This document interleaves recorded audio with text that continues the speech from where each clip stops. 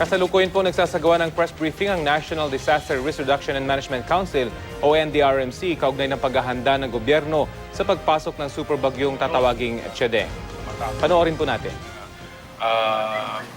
Typhoon Chedeng.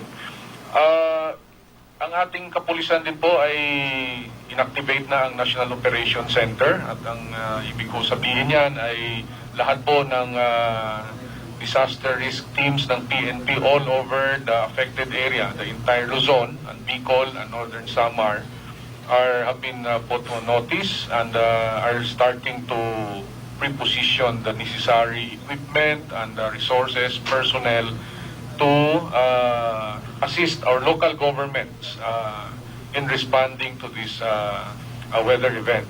Ganun din po ang ating Bureau of Fire Protection. Yan po ay nag-issue na rin ng alert level 1 at nakahanda rin po ang ating mga teams. Ibig ko sabihin yan ay yung mga leaves po ng ating mga kasamahan sa Bureau of Fire and Police ay kansilado po at sila ay yung mga teams na naatasang responde ay nakahanda rin po. Nabanggit na po ni Doc SP yung mga advisories sa ating mga biyahero at nais ko lang banggitin ang ating mga local governments din po ay sana may parating din nila sa mga dumadaan sa kanilang lokal na pamalaan or kung may mga pantalan, pier at bus terminals na ipaalam palagi sa ating mga mamamayan ang kalagayan ng panahon at para makagawa ng tamang desisyon habang ito ay ang Chedeng ay papalapit pa lang sa ating bansa. Balikan ko lang yung evacuation, ang paghanda sa evacuation. Ito isang mahalagang bagay. So yung mga lugar na itatalang storm surge areas, landslide prone areas at flood prone areas, lalo na doon sa mga major river basins.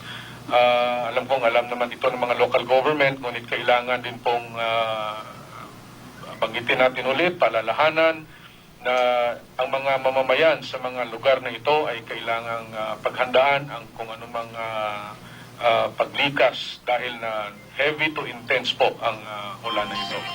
Doon naman po sa mga landslide prone areas, ng DPWH po ay naglagay ng mga kaukulang signages para doon sa mga bumabiyahe ay malaman nila kung may mga nakaambang panganib sa kasagsagan nitong ating bagyong Chedeng.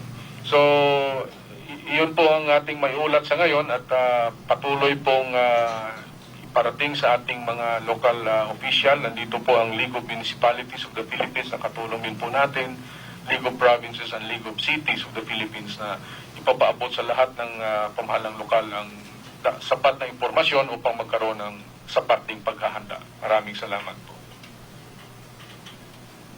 Maraming salamat, Yusek Panandero. Bago ko lang po ituloy, nararapat po siguro ipakilala lang po natin yung iba pang mga kasamahan natin na nandito, yung mga kinatawan po. Nandito po yung kinatawan ng DSWD, ng DepEd, of course ng DILG, yung Department of Health, DOTC, DFA, Bureau of Fire Protection, Philippine Coast Guard, Philippine National Police, ang Chief of Staff ng Armed Forces of the Philippines, ang DPWH, at yung mga iba pa pong mga kasamahan natin na nagpupulong-pulong po rito na sama-sama nating haharapin itong mga kahandaan na ito. Patungo po tayo sa sakali na umabot sa punto na magkakaroon po tayo ng mga relief operations. Ito naman po, magkaroon man ng relief operations. So hindi, ang kahandaan po ng ating response cluster, kasama na po yung mga rescue operations doon kung kakailanganin, na ang magbibigay po ng ulat sa pangunguna ng response cluster, ang DSWD, sa magbibigay po ng ulat sa atin, si Assistant Secretary Cheche Cabrera. Salamat, Yusek. Good morning po sa lahat. Gusto ko pong iulat na simula kahapon ang DSWD bilang lead ng response cluster, nag-issue na po ng directive sa lahat po ng regional offices kung saan sila ay inaatasan para magkaroon ng koordinasyon sa ating Regional Disaster Risk Reduction Management Council. yung aming direktiba po, ito ay alinsunod sa direktiba ng National Disaster Risk Reduction Management Council na sa lahat ng oras dapat handa ang lahat ng DSWD na tumulong magbigay ng augmentation support sa ating mga lokal na pamahalaan. At gusto kong iulat din sa inyo ng ating mga kasamahan sa Response Cluster, Department of Health, Department of Education, the Armed Forces of the Philippines, the Philippine National Police and Bureau of Fire Protection ay handang-handa na kung sakali man ay kailanganing ilikas yung ating mga kababayan at mabigyan ng tulong.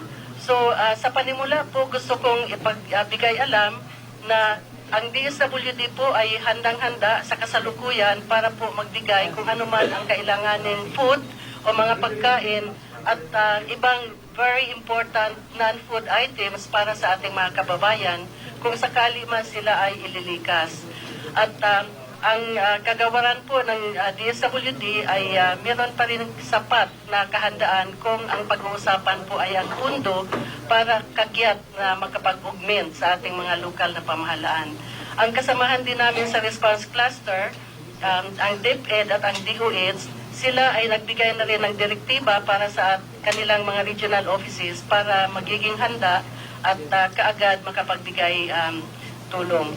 So sa ngayon, yung ating mga regional offices ng DSWD ay meron din silang tinatawag na mga kapatid o twin regions kung saan sila ay masalanta at kailangan nila ang tulong.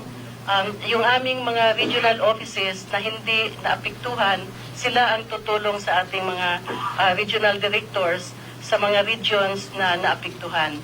So gusto kong ipagbigay ang assurance ng inyong NDRRMC sa pamamagitan ng National Disaster Response Cluster ay handang-handa sa kasalukuyan at sana naman yung ating mga kababayan ay magiging mapagmatsyag kung ano man yung mga naramdaman nila doon sa mga lugar kung saan sila ngayon, lalo na doon sa ating mga local tourists na kung sila ay may mga napansin na malakas na alon, kung sana sila ay lumikas kaagad at umalis kung saan yung mga lugar na kanilang naroroonan ay delikado. So, yun lamang po ang aking maiulat sa puntong ito.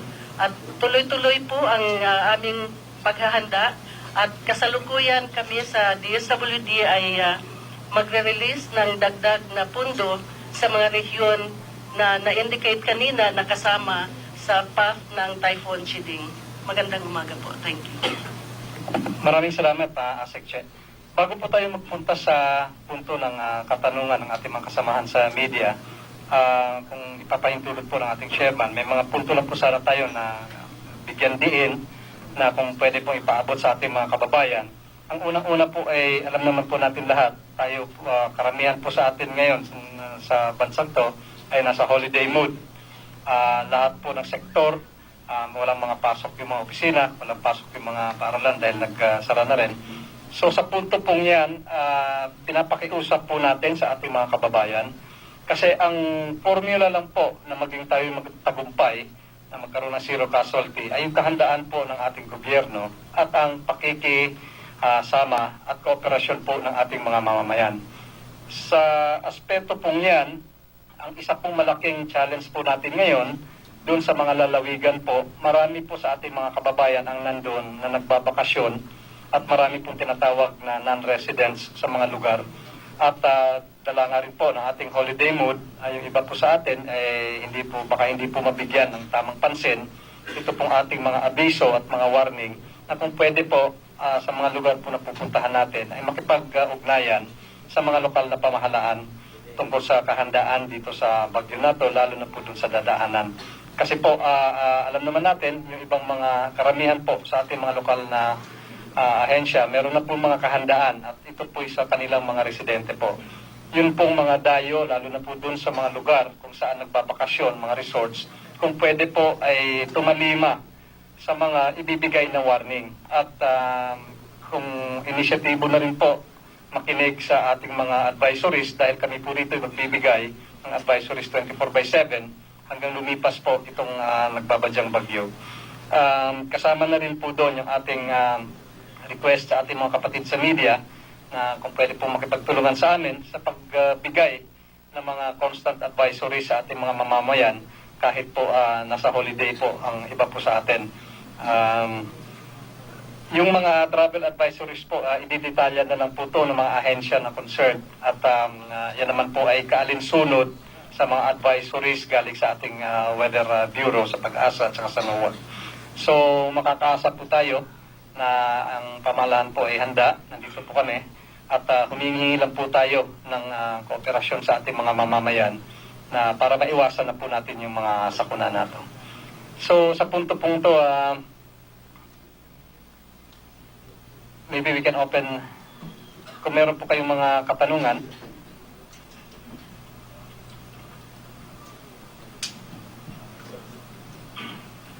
Good morning, ma'am. I'd like to ask from UST Pag-asa.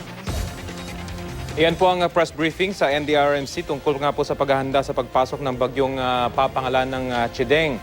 Nasa briefing ang mga ahensya ng pamahalaan na nakatutok sa paparating na bagyo kasama ng DSWD, ang DILG, AFP, DOH, pati DepEd kasama ng mga local government units.